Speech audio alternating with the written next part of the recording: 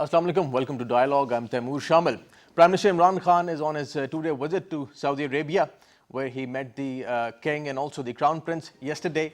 Pakistan and Saudi Arabia enjoy cordial relations. Both are brotherly country and enjoy very strong relationship. Prime Minister Imran Khan talked about Pakistan's relationship with Saudi Arabia and also that Pakistan stands with Saudi Arabia and would stand with Saudi Arabia in ensuring its stability, its security and its sanctity. Prime Minister also talked about the issue of Kashmir, and he talked about the issue of Kashmir with the highest authorities, with the king himself, with the crown prince, and also with the Pakistani diaspora in the kingdom. He said that the Kashmir issue is at the heart of Pakistan's foreign policy, and he'll also be bringing up this issue at the United Nations General Assembly next week, where Prime Minister Imran Khan is going to give a speech to the UNGA.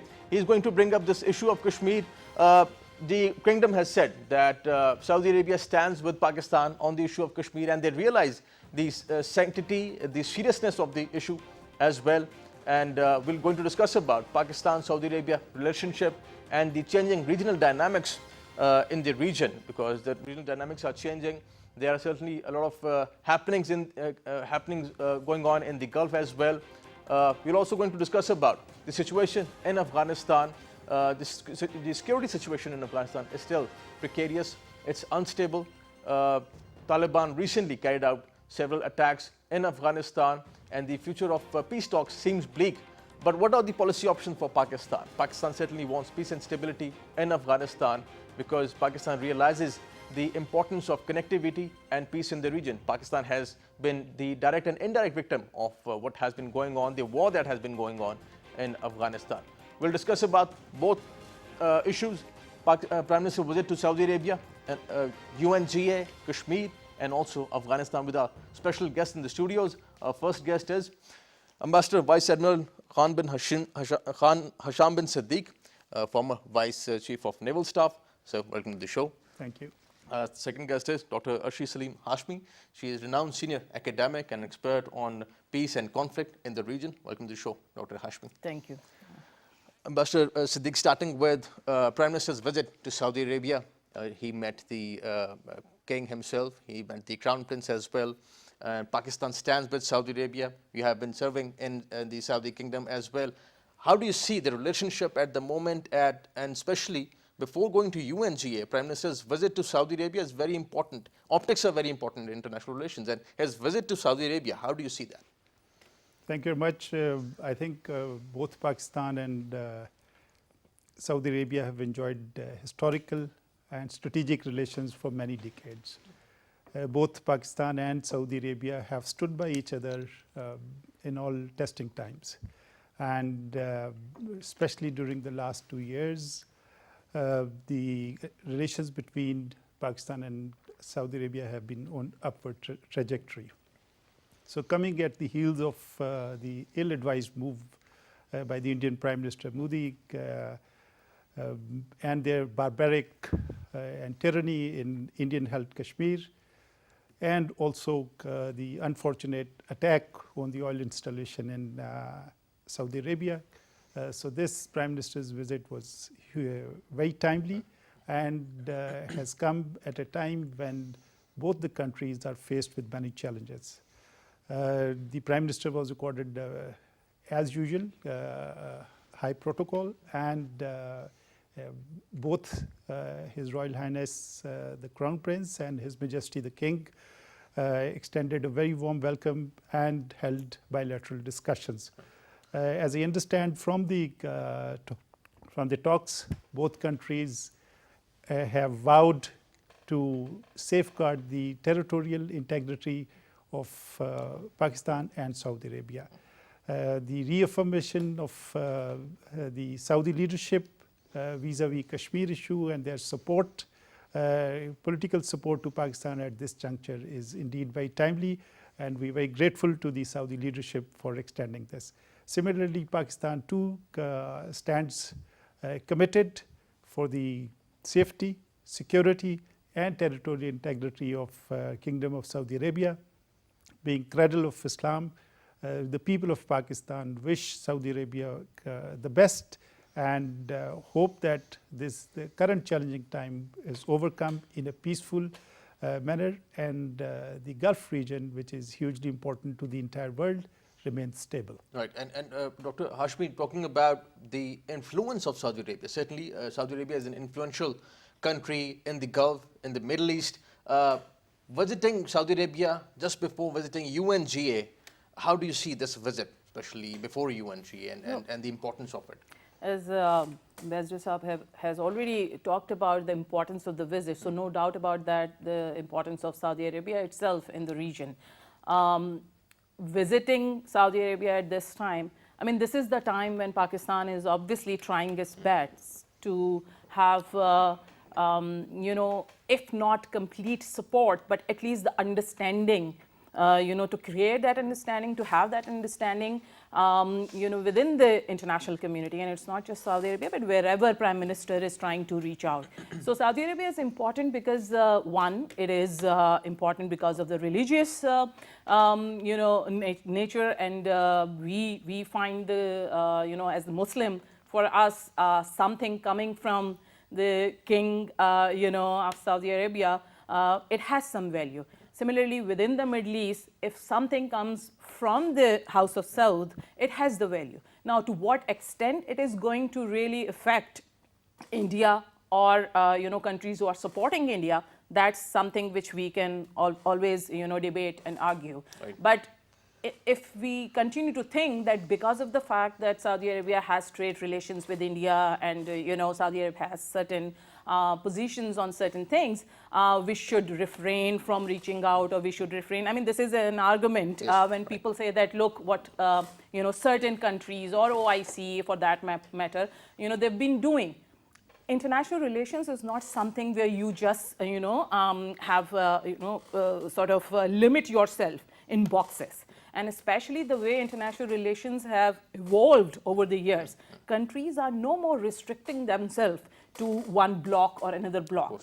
So even if Saudi Arabia continues to have relations with India, this is Pakistan's job, and this is Pakistan's interest also, to have good relations, to have some kind of you know, support. Nature of support is different, but support that there is a country who's ready to listen, who's ready to say something. And I will talk if you have other questions, but I can you know, certainly mention this thing, that people are also talking about the that you know, merely issuing a statement, would it serve the purpose? The thing is that, what if no country is issuing any statement? What will you do? So you are continuously creating noises. You are letting the people know all over the world that there is an issue. So if something comes from Saudi Arabia, something comes from Iran, or for that matter, any Latin American country or Africa, right, there are people who are talking about it. So our purpose should be, at this point of time, to have more and more people talking about it. This point is very interesting, Hisham, that Saudi Arabia's investment in India, as Dr. Hashmi just mentioned it, a lot of people have been talking about this issue, that if Saudi Arabia is investing in India, how is Pakistan looking at it? And is it at the cost of Pakistan, let's say, that they're investing over there? And how do you see the equation going on at the moment? I'd like to dispel this impression. The relationship between Pakistan and Saudi Arabia are one of a kind. They're absolutely special, they're fraternal, and they're deep-rooted. So we should not be comparing our relations with any other relations which Saudi Arabia has with somebody. In foreign policy, it's not question of either or. The question is that Saudi Arabia supplies large quantity of oil to India, to South Korea, and to China. So they have their strategic interests. As long as they do not cross purpose with our strategic interests, I think we should let our friends and have full confidence and trust in the Saudi leadership. Having been there myself, I think, don't forget historically, in both wars against India, it was Saudi Arabia who helped us. Post-nuclear nuclear tests in 1998, it was Saudi Arabia which extended help to Pakistan when the entire world had imposed sanctions on Pakistan. So history is with us. The people to people, there is reverence for the Saudi leadership within Pakistan, and as I said, being a cradle of Islam, being one of the members of G20 club, Saudi Arabia is not only a regional player, but indeed a global player, being head of OPEC as well. So therefore, there should be no doubt when push comes to shove, Saudi Arabia will stand with Pakistan. Right. And now ahead of UNGA, Dr. Hashmi, Prime Minister is going to address UNGA next week, and that is going to be very important for Pakistan, for Prime Minister himself, and also for the Kashmir cause. Recently we saw Prime Minister was very active. Even he visited Azad Jammu and Kashmir 3 times recently and did a big rally in Muzaffarabad. He also rather challenged Prime Minister Modi of India that he can do the same in Indian occupied Kashmir. Of course he couldn't. So this UNGA platform as an opportunity for Pakistan to bring up the issue of Kashmir, to defend the Kashmir cause, how do you see it? And are we working well on the diplomatic front as well, working with our friends, let's say, on the sidelines of UNGA? How do you see that? I think Pakistan has been working on, in fact, sort of a 3-pronged, we can call it a strategy. So bilaterally, the countries with which we have really good relations, then countries which are, friendly, but not really very close to Pakistan. But at the same time, the second is, the diplomatic front. And in fact, the second is the media. And the third one is the international forum. And I would like to say that these two, the diplomatic and the international organization forum, whether it is European Union or United Nations, the way media has, Pakistan has engaged media, and the way media has been showing reports and all, that has actually an impact on these 2 other fronts also. Because had there been no report at all, on what exactly is going on in Kashmir, it might have been taken as something that Pakistan is saying because it is one of the party to the conflict. But now, because of the fact that the international media has started, talking about it, and India has continuously denying and, in fact, blaming the international media. But BBC and others, they said that they stand by their stories and they're not going to sort of withdraw. So it adds to our other 2 fronts. So other countries have also started. So if European Union is giving an ear to what we are trying to say, or United Nations, members, they are showing some interest. It's because of the fact that something is there, the tangible thing with pictures, videos and all, which cannot, if BBC does that or other institutions which are considered credible by the Western standard, they are not really, it's not a local newspaper which is saying that, or for that matter, Pakistani media is saying that something bad is happening. So I think on these 3 fronts, simultaneously, the way we have started, even if we are not getting immediate results, which people who are opposed to this whole idea of talking about this issue, I think we should continue engaging. This should not stop. And as far as the current government is concerned, this is what we see, that despite this criticism inside by the opposition and outside also, and from Indian media as well, they are continuously doing that. So engagement is the key. So even if you don't see a really sort of a clear, bold decision, bold in the sense the way the United Nations and other organizations, they come up, if they mention Kashmir as a conflict, if they mention Kashmir as a place where something is wrong, and the world is it is an achievement. We should take it from there and we should continue. So this public opinion, Admiral Siddiq, matters a lot. And Security Council too was a big platform where Kashmir was discussed after 50 years, and that was quite an achievement. Do you see it that way? And UNHCR has been talking about Kashmir, and now at United Nations General Assembly, Pakistan would be discussing Kashmir, and the world would be listening. This proactive diplomacy, how do you see it, and how should we take it from here? Absolutely. I mean, all along, the stance of Pakistan has been to extend moral, diplomatic, and political support to the legitimate freedom struggle of Kashmiris in Indian-held Kashmir. We have United Security Council resolutions to back. We have UNHCR report about the human rights, gross human rights violation that continue to go on even to this day with the 46th day of curfew, and the rape and loot and plunder which the Indian occupying forces continue to mete out to the hapless Kashmiris. So therefore, as a part of the overall strategy, I think diplomatic offensive or diplomatic maneuver, shall I say, is an important ingredient of our support for the Kashmiri struggle. Right. So therefore, as Madam mentioned about it, our bilateral relations, our friends like Saudi Arabia, Turkey, China, and so on and so forth have stood by us. Similarly, we need to touch base with international organizations. We did not mention about OIC. There was this the contact group meeting which was chaired by the foreign minister before Hajj. And the statement coming out of OIC platform was indeed supportive of the Kashmir cause.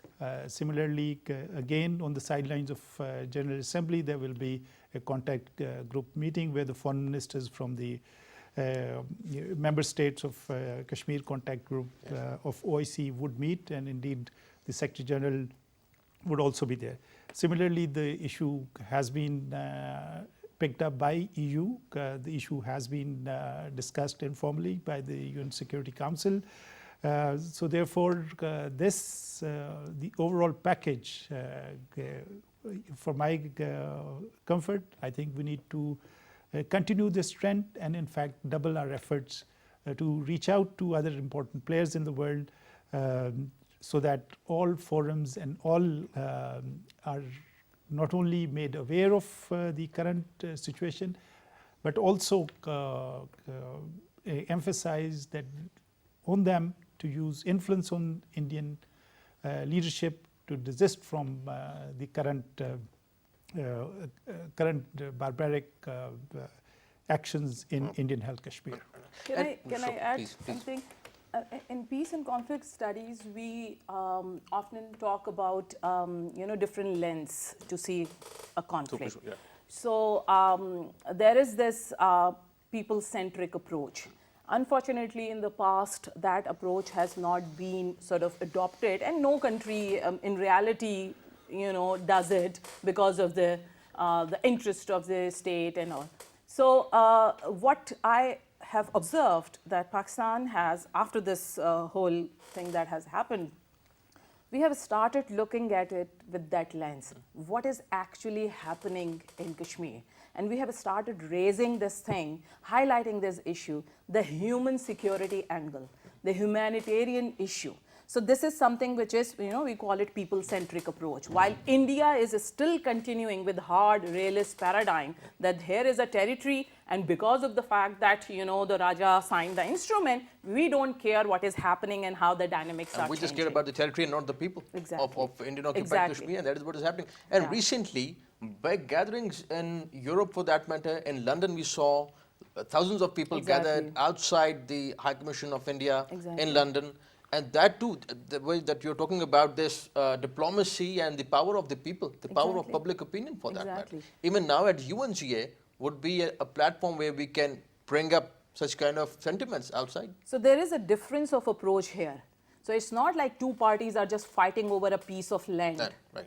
We, from our perspective, and this is something which should be sort of, which should come out more and more, that we are concerned about the people.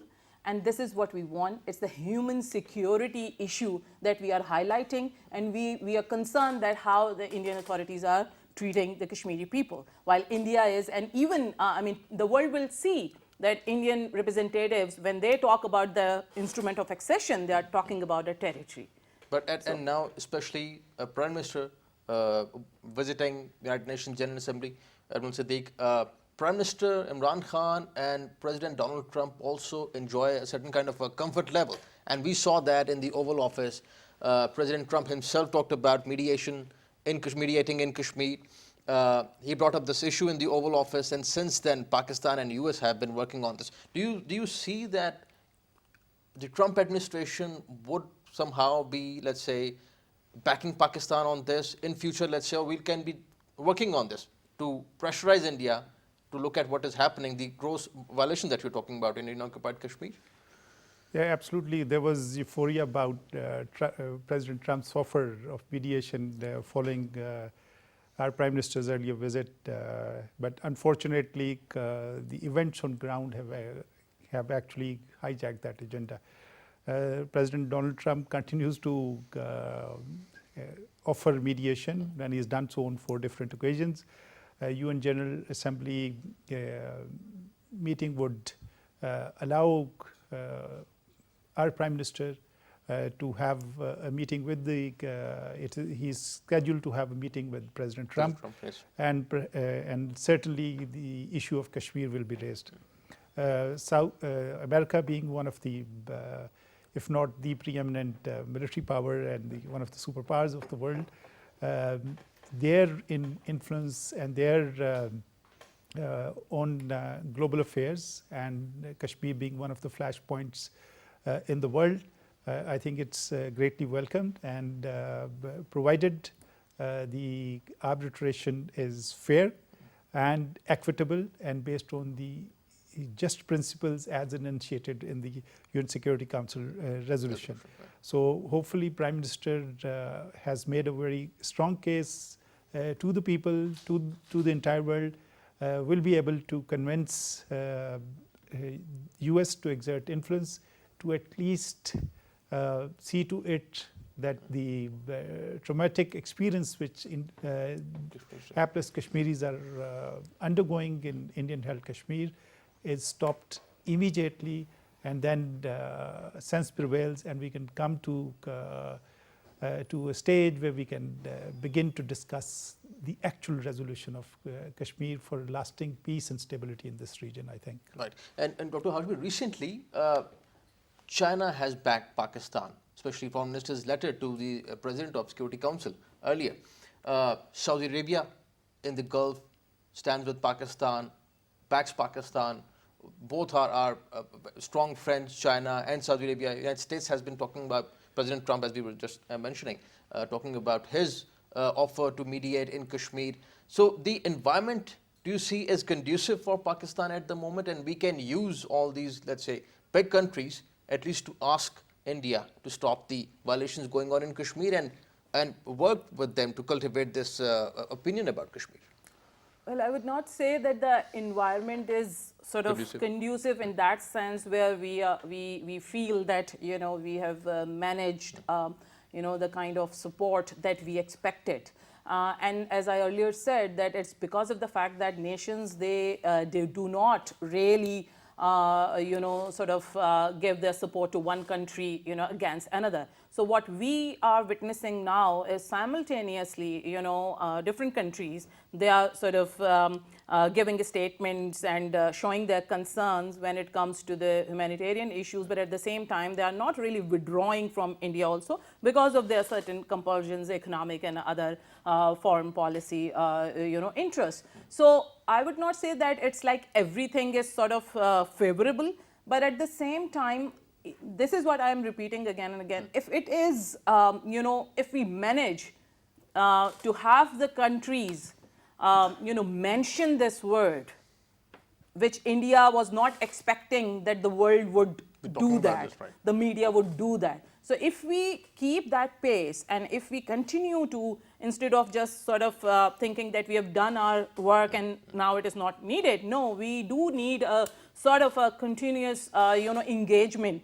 and attention on this issue. So even after the United Nations General Assembly session, and even after that, so a kind of using media and diplomacy and all these things, we need to really have a ground where even if the states are not directly saying that India has occupied Kashmir, which we think and believe, if they are saying that something really bad is happening in Kashmir, I think we will manage to win half the battle. Right, and we'll continue our discussion Yeah.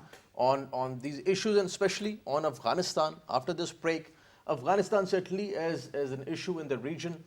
Pakistan stands for peace and stability, and Pakistan has been trying for peace and stability and has been working with the Afghan authorities as well as US authorities to bring peace and stability in Afghanistan. But still, we see that the political situation in Afghanistan is not stable.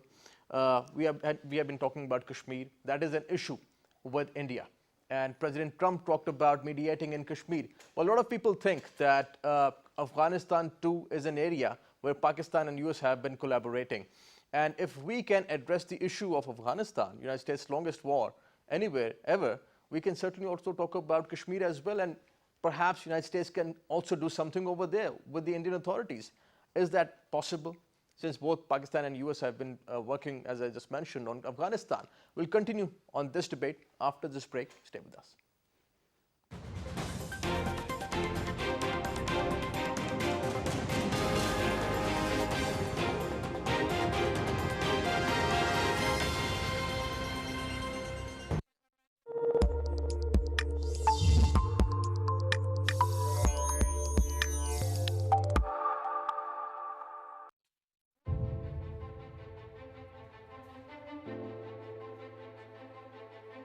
Magla Hills, the heaven of Islamabad.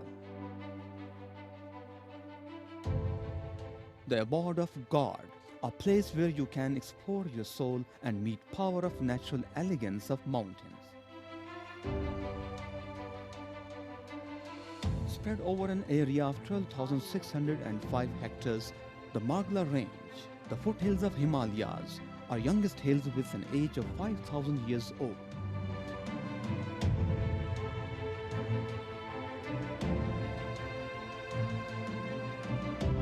Magla Hills are home to around 600 plant species, 250 bird varieties, 38 mammals, and 13 species of reptiles.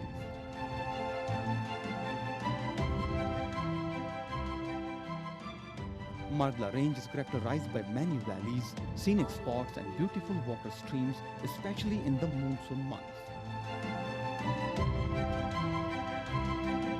Famous for their tranquil environment and lush green natural splendor, Magla Hills are a particular source of pride, harmony, and spiritual solace. For the residents of Islamabad, many of whom make it a weekly ritual to scale the various trails to Damaneko and Pir Suhawa.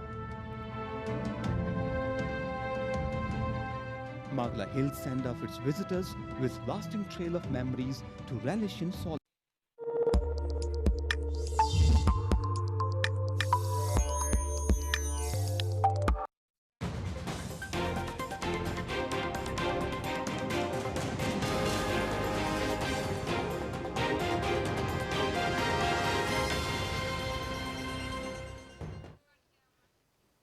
Welcome back. The security situation in Afghanistan is precarious, it's unstable, and Pakistan's approach towards the region is the regional security approach.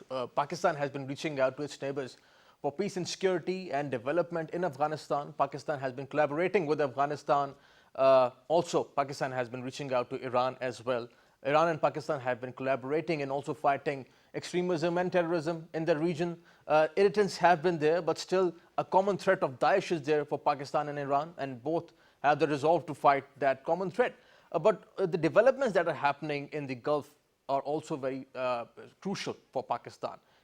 Saudi Arabia is Pakistan's strategic ally. Iran is Pakistan's brotherly neighbor country. Both countries are close. And how is Pakistan going to have, and then the issue of Afghanistan? So keeping a balance for Pakistan is certainly very important. Admiral Siddique, how do you see this issue that is going on in the Gulf and related to situation in Afghanistan and our approach towards Afghanistan? How do you see this whole thing? Let me start by making a couple of remarks. A, we know that the Gulf supply is nearly 41% of oil supplies to the entire world. The whole geoeconomic stability of the world is tied to free flow of oil from the Gulf. So therefore, it is not just a regional issue, it's a global issue. Therefore, it is in the interest of everybody and anybody to see to it that the oil supplies from the Gulf and there is a free flow of trade, not only in the Gulf but in the entire oceans. Second, unfortunately, 6 of the active conflicts afflict Muslim countries. So we already have plenty on our plate. The whole geostrategic environment is uncertain, remains in a state of flux. So principally, we cannot afford any conflict anywhere in the world, let alone in our proximity in the Gulf region. Therefore, Pakistan will do everything under its control to see to it that there is no military conflict within the Gulf. We would want stability and peaceful Gulf, not only for us but also for the. So therefore, I think all the actors involved in this impasse, the recent attack, I think sanity will prevail, and the proxies or anybody is pointed out correctly and brought to justice. But we don't support, and we do not, I personally do not foresee any conflict, military conflict emerging in any time soon because of the huge economic interest the entire world had. And I think with our friendly relations with Iran and friendly relations with Saudi Arabia, we can play a constructive and positive role. Pakistan would like to remain out of any bilateral conflict that happens anywhere in the world, and particularly in our proximity, in our neighborhood. So I think sanity will prevail, and I think the tensions will ease. And we have already seen this unending sort of war, Dr. Hashmi, in Afghanistan, and that has directly and indirectly affected Pakistan. Having another crisis in the neighborhood, of course, we don't want that. How do you see the situation happening at the moment, and Pakistan and other regional countries talking about the peace and stability in Afghanistan? Well, I think we have been managing this, Iran-Saudi conflict pretty well. And for us, for our region and for our own, regional security. So when it comes to taking sides or having, I think successive governments in the past and even this government, this has been a very clear stand when it comes to balancing our relationship, and Iran understands that, and Saudi Arabia also understands that we are not going to give up on, sort of Iran be at the cost of any give up other our relationship, the way it has progressed. And what I have observed that Iran has been very forthcoming, in the last few years, especially whenever we were in the crisis, a clear statement also. So sort of reaching out to Pakistan, and you find frequent visits by the foreign minister and their dignitaries. What is the purpose? Purpose is not just to have exchange of pleasantries. It's obviously that they know that Pakistan is important.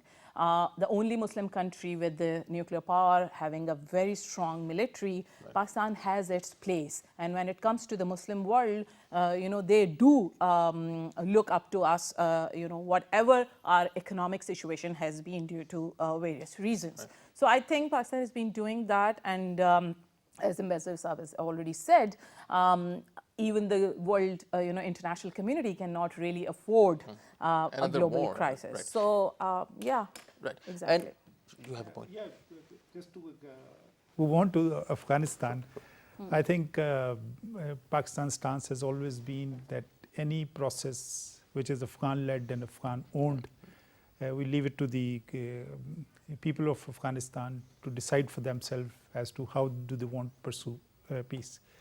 But having said that, outside Afghanistan, I think Pakistan is the biggest stakeholder. We are the biggest stakeholders in peaceful Afghanistan, not only for our economic progress, but also for stability in this region. As you mentioned, this has been a very, very long war. We want to end it soon. There was great optimism in the recent talks between Taliban and the US.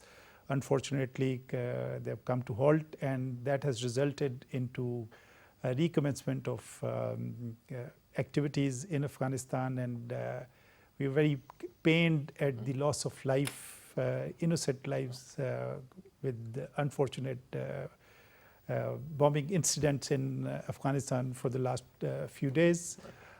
So I think the earlier peace and stability returns to Afghanistan, the better it would be.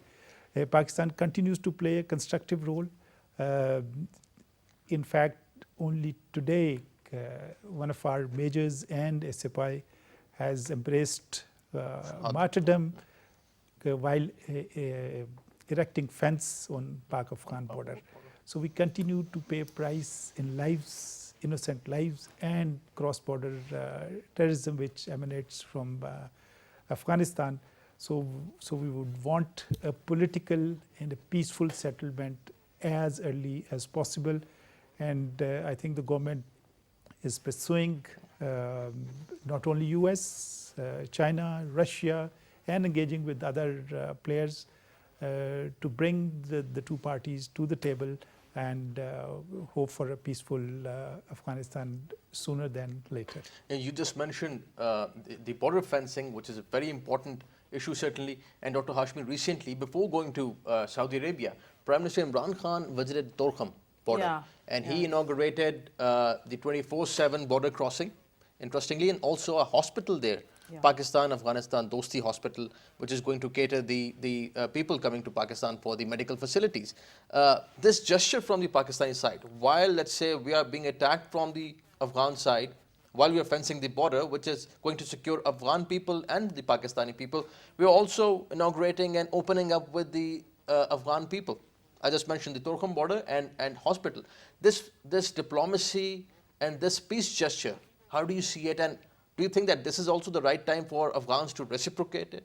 I mean, this is certainly the right time. And in fact, this is something which when I earlier said, using that lens, looking at not only in Kashmir, but how the Afghan people are affected. And we are concerned about them. And this border, it shows that we are interested in free flow of people, so that they can have health facilities or they can have trade and whatever the other necessities that the Afghan people, they think that they need Pakistan for. So it's a very strong message to tell them that we don't really have aggressive, designs, and that's why perhaps we are interested in Taliban regime. At this point of time, doing all these things will add to our credibility that we are not interested in installing Taliban regime per se, that's what India or the West is trying to show, but we are interested that somehow peace prevails there, and this is something which can lead to. So help of any kind will definitely create space for peace, and it will also add to Pakistan's image. But there's also another sentiment, Admiral Siddique, and that is that while we are being attacked from the Afghan side, why do we at times go out of the way with both neighbors, let's say? The Kartarpur corridor, we went there especially. We are opening Torkham border 24/7, inaugurating a hospital, but nobody is reciprocating it. And why are we going out of the way? Do you see these things out of the way, extra mile for Pakistan, or do you think that this is essential? We should do this. I think Pakistan's principle has always been to do the right thing, irrespective of the cost. As a nation, we've decided to pursue peace, and we're willing to pay a price for ensuring anything and everything which ensures peace. Obviously, there are state actors, there are non-state actors in Afghanistan. and there are hostile agencies operating from Afghanistan against, which would do anything to create bad blood between people and the government of Afghanistan and Pakistan and people of Pakistan. We have extended help to over 3 million refugees for many decades now. So therefore, I think this policy of reaching out and pursuing a path of peace, I think this is the right way to go about it. Number of initiatives like the Kabul-Torkham highway and facilitating in a regulated manner the cross-border movement between Afghanistan and Pakistan. I think that's the way to go, and that is good governance with respect to border management. Right. So I think people should accept that from both sides of the border. So therefore, as I said, we have stakes in peaceful Afghanistan. Therefore, the current government and the previous governments as well continue to pursue a policy and support peace, and we want a negotiated settlement. There is bad blood, there is bad press Pakistan which gets, but as I said, this is due to a number of hostile agencies within. Hopefully this trust deficit and the bad press which Pakistan has, with our peaceful overtures, with our socio-economic overtures towards Afghanistan, I think will go a long way in thawing the ice, so as to speak, and a very peaceful and enduring relation with Afghanistan. Yeah. Dr. Hashmi, your concluding remarks, the future of peace talks, the future of Afghanistan, and policy options for Pakistan. How do you see it? Well, I'll try to conclude, but it's a simple question. Yeah, it's a simple question. So I think definitely, the halt that we have witnessed, I personally feel that this is not because of that casualty or the violence that was there, because the violence was already there when they were engaged with they were engaging the Taliban's for many years. I think something which is still there within the US administration, and the way they need some clarifications and more explanations from the representatives, Khalizad. So, and I think he did have this House Foreign Committee meeting. So there was some tension within the administration, and they need to sort it out first. And this process will continue, and I don't see it sort of going away. So eventually something will come out because of the fact that Afghans are interested in peace, Pakistanis are interested in peace, and definitely the Taliban will also sit and they will agree to a peaceful settlement. So your concluding remarks on the future of peace talks in Afghanistan? I'm hopeful with respect to peaceful solution sooner than later, because I think both sides, the warring factions and outside world, is sort of fed up with the ongoing violence in Afghanistan. Since the peace and stability of this whole region is tied not only to peaceful solution in Afghanistan, but also peaceful solution in Kashmir. So we need to be hopeful, and I think the two sides will soon resume talks, as continued violence serves nobody's purpose. And with all the stakeholders, especially powers to be like China, Russia, and US and Pakistan pursuing peace, I see a future, not too distant a future, a peaceful Afghanistan for the sake of future generations. Right. Hope for the best, hoping for the best. Admiral Siddiq, pleasure having you on the show. Thank you for joining us. Dr. Hashmi, thank you for your time. Pleasure having you on the show. Pakistan stands for peace and stability, and Pakistan has been trying for peace with its neighbors, let it be India or Afghanistan. But the most important thing is that Pakistan wants an end to the violation of human rights going on in Indian-occupied Kashmir. Prime Minister Imran Khan brought up this issue while on his visit to Saudi Arabia with the authorities in Saudi Arabia, and also he's going to bring up this issue at the UNGA. Kashmir is a concern not just for Pakistanis or for the people of Kashmir.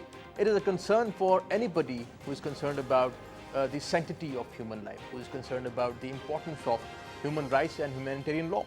And we hope that this issue in Kashmir settles soon, and also the wars that are being fought in our neighborhood also settle soon. Thank you for watching today's dialogue. See you next time. Khuda Hafiz.